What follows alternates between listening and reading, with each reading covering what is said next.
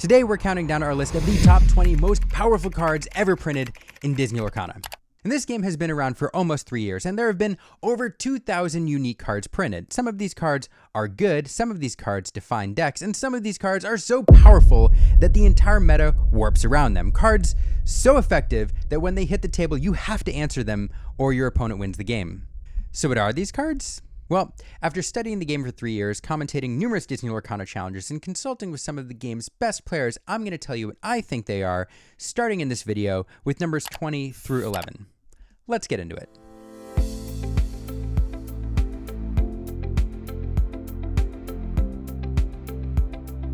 Number 20, Cheshire Cat Inexplicable. This Cheshire Cat Glimmer arrived in Whispers in the Well and quickly became one of the most surprisingly powerful cards in the game. Whispers was the first time that we saw the boost mechanic, abilities that can be repeated once each turn for the cost of some of your ink. And this Glimmer's ability is one that you love to use each turn if able, the ability to move 2 damage counters from one character to chosen opposing character. And in Amethyst, that was terrifying, because in Whispers, Amethyst was everywhere. Blurple, Amethyst Steel, Amber Amethyst. For a while, Amethyst was represented in about 60 to 70% of all meta decks, and so Cheshire Cat was everywhere. What makes the cat even better is that Amethyst is loaded with cards that bounce characters from your board back to your hand. And if a character has cards tucked under it from being boosted, those cards come back to your hand as well, turning it into makeshift card draw. That interaction turned Cheshire Cat from an interesting support card into a genuine engine piece.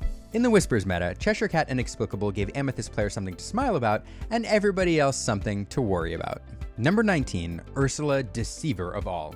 Coming out in Disney Lorcana's third set, Into the Inklands, this card was terrifying. Ursula, Deceiver of All has a unique ability. She can sing a song twice. The ability to play songs without using any ink by singing them with your characters is already one of the most busted mechanics in all of Disney Lorcana, so when you get to play a song twice by singing it, that is extra good. In her ink color, Emerald, she could sing songs like Mother Knows Best to bounce 2 characters, or Sudden Chill to force you to discard 2 cards. When she was paired with Steel, she got some really powerful removal tools like Strength of Raging Fire or Let the Storm Rage On. Personally, I love to pair her with Amethyst and double sing Friends from the Other Side, allowing you to draw 4 cards simply by exerting her.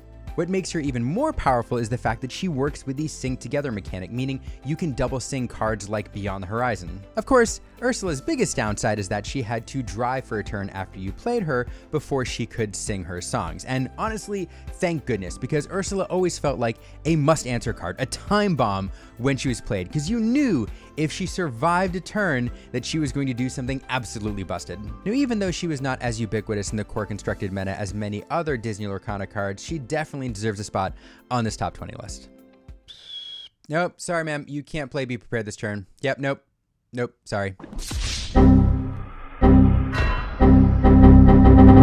When Pete Games Referee was printed in Shimmering Skies, it was the definition of a meta disruptor.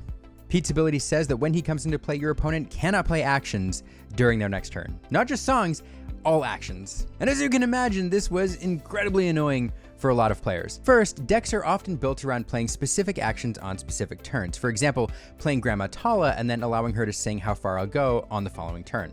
There were also many decks at the time that relied on the board clearing effect of Be Prepared to keep things under control while they pursued their game plan. And Pete Games Referee changed all of that math. Not only did he make existing Steel archetypes more powerful, he also unleashed more aggressive versions of Steel decks. For example, Brandon DeCandio's Diggy Diggy Hole Amber Steel variant, which he debuted at CCS. As you can imagine, with an aggressive deck, buying yourself 1 extra turn before a board wipe can make all the difference. For a long time, Pete Games Referee was ubiquitous in the core constructed meta. He fell out of favor a little bit after Be Prepared rotated out and people stopped relying on board clear actions. But make no mistake, this is a card which will always be good. Number 17, Maui, Hero to All.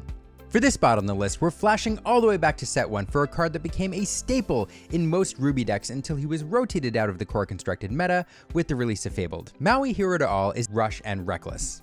Now, Maui does everything that you want a removal character to do. He gave Ruby decks a reliable answer to problematic threats without them losing tempo. And later, when locations entered the game, he became even better. Now, in Disney Lorcana, there still aren't a lot of direct damage cards for problematic locations, and so one of the best answers are cards with Rush like Maui. To be honest, without Maui running around the meta, cards like Micduck Manor and Queen's Castle would have been even more dominant than they were at the time. Maui kind of kept them in check. One of the other things that made Maui great is that he's inkable, and that's something that you're going to notice with a lot of cards on this top 20 list. Inkability matters, and it's one of the things that can take a card from being pretty good to a card that is absolutely a staple in meta decks. Number 16, Cinderella Ballroom Sensation. Cinderella came out in Disney Lorcana's second set, Rise of the Floodborn, and quickly became a staple in one of the most iconic archetypes in all of Disney Lorcana, Steel Song.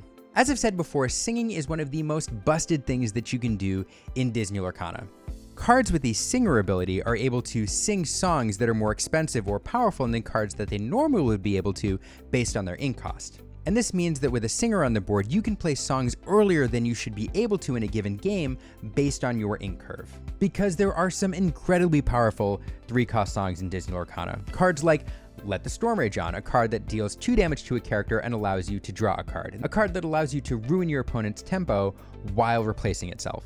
And if Cinderella wasn't annoying enough to play against because of her singer ability, she also serves as a convenient and cheap shift target for some incredibly powerful Cinderella Floodborn cards, cards like Cinderella Stouthearted. I don't think it's a stretch to say that Cinderella Ballroom Sensation is one of the most iconic cards in the early days of Disney Lorcana, and a card that's beloved by Steel Song fans everywhere. Number 15, Doc Bold Knight.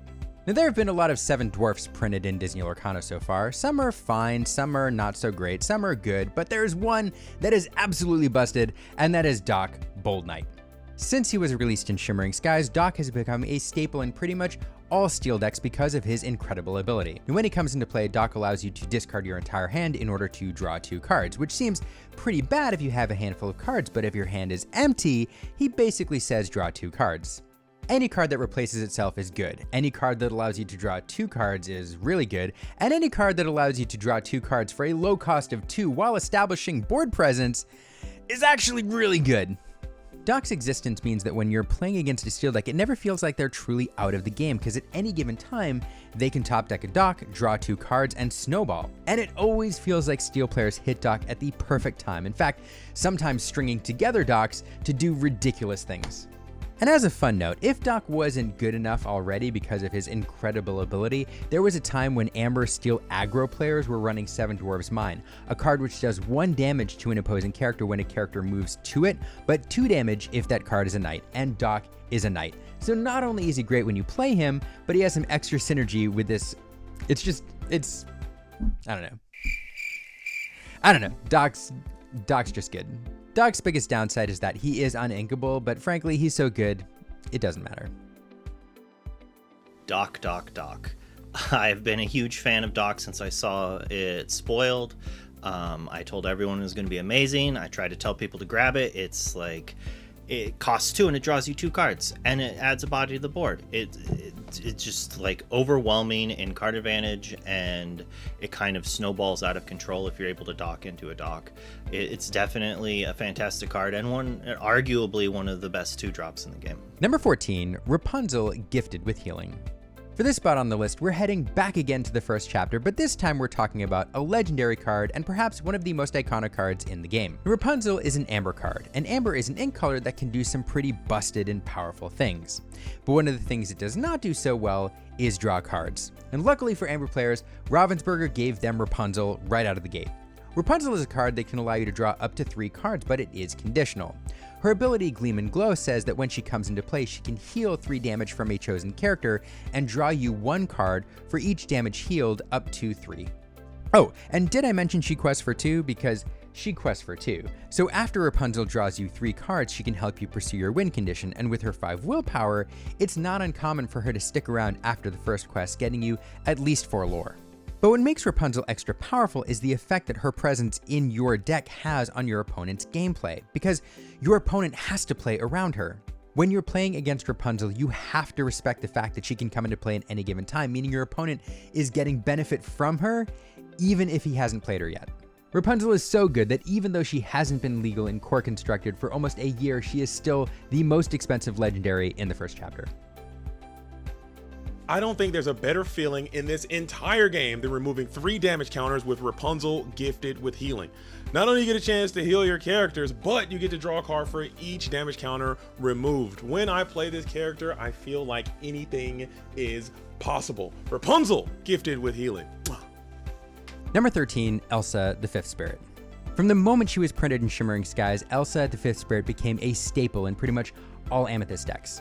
Now, Elsa has 3 abilities. First, she has Rush, meaning she can challenge the turn she comes into play. Second, she has Evasive, meaning she can challenge evasive characters and that she is difficult to challenge. And third, and probably most importantly, when she comes into play, she can exert one of your opponent's characters. Now, what this means, of course, is that ready characters are not safe from being challenged, unless they have Ward, of course. And being able to answer ready characters is really good, but her evasive ability is really what puts her over the top. And there are some evasive characters in Disney Lorcana that are really good. Cards like Diablo, which allow your opponent to draw cards every single turn, every time you draw. Cards like Genie, which quest for 2 and allow your opponent to run away with the game. Cards like Dumbo, which allow your opponent to draw multiple cards every single turn. There are certain evasive characters which you must answer or your opponent will win the game in short order, and Elsa allows you to do that. And not only that, but with her evasive ability, if your opponent can't answer her, she can quest for 1 every single turn, allowing you to close out games. One thing we have to note is that cards with high willpower and rush, cards like Maui, which we saw earlier, or Elsa the Fifth Spirit, are really good in Disney Lorcana because they allow you to gain tempo. And what I mean by that is, when you can remove one of your opponent's characters while establishing one of your own, one that sticks around after challenging, it allows you to really swing the board state and take control of the game. And Elsa is one of the best cards for doing that in all of Disney Lorcana. When Elsa rotates out of the core constructed meta in the near future, Amethyst players are going to have a hard time letting her go. Number 12, Friends on the Other Side. Now once again, we are flashing back to the first chapter, but this time it's not for a legendary like Rapunzel, it's for a common. And this is perhaps a surprising inclusion on this list, but it's here for one very simple reason. One of the fundamental rules of TCG is that card draw is good. Cards that replace themselves are great, cards that net you a card are even better. Friends on the Other Side was a card that you were almost never sad to draw. Whenever you top decked it, you were like, oh, okay, great. This is like drawing 2 cards, especially when you had characters on the board. And with a cost of 3, this song has some really great synergies. For example, Ursula, Deceiver of All can sing this song twice, allowing you to draw 4 cards and netting you 3. And then you could pair this with Diablo, Devoted Herald. Now Diablo, you could shift on turn 2 by discarding an action. But what if Diablo could immediately sing Friends from the Other Side when he came into play, allowing you to draw 2 cards, negating the card disadvantage that you got from playing that Diablo? Overall, Friends is just so good that I would not be surprised to see a version of this card printed later that's uninkable. Also, I have to shout out the art on this one because Amber Kamingsva absolutely crushed it. Number 11, Be Prepared. Now, of course, this list wouldn't be complete without Disney Lorcana's first and most iconic board wipe. Be Prepared was the game's first big reset button, and I would argue that it's the card that really allowed Ruby control decks to thrive from set 1 all the way until Be Prepared was rotated out of core constructed with the release of Fabled. And in fact, when Be Prepared left the core constructed meta, so did Ruby, pretty much. Now, of course, board wipes are powerful on their own, but what made Be Prepared even better was the fact that it was a song. And this meant that if you set your board state up right, you could sing Be Prepared with one of your characters and then have all your ink remaining to immediately reestablish your board before your opponent. For the longest time, there was nothing better than wiping the board and then establishing a powerful character before passing the turn back to your opponent. And of course, like Rapunzel, it's a card that your opponent has to respect, being very, very careful not to overextend the board, leaving them with no answers if you happen to have it in hand. Be Prepared was so good and so ubiquitous that, like many cards in this list, it became iconic.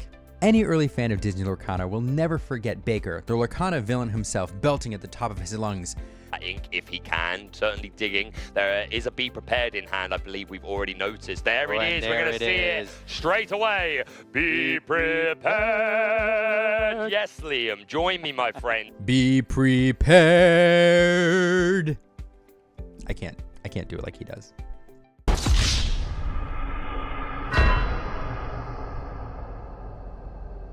So with that, we are through the first 10 cards of our top 20 list. What do you think so far? Are there any cards in here that surprise you? Let us know in the comments below. And don't forget to subscribe so you don't miss the next video, the top 10 most powerful cards ever printed in Disney Lorcana.